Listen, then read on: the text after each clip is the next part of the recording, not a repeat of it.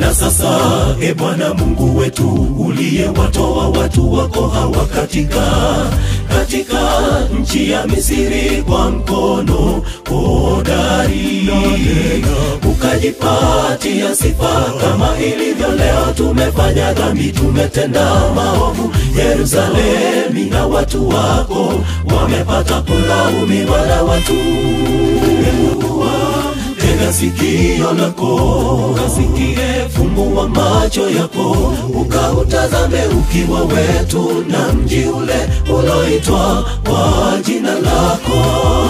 Hatukutolei maombi kwa sababu ya haki yetu, lakini kwa sababu ya rehema zako nyingi.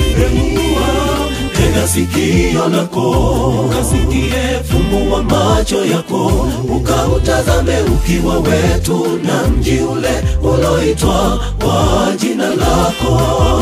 Hatukutolei maombi kwa sababu ya haki yetu, lakini kwa sababu ya rehema zako nyingi.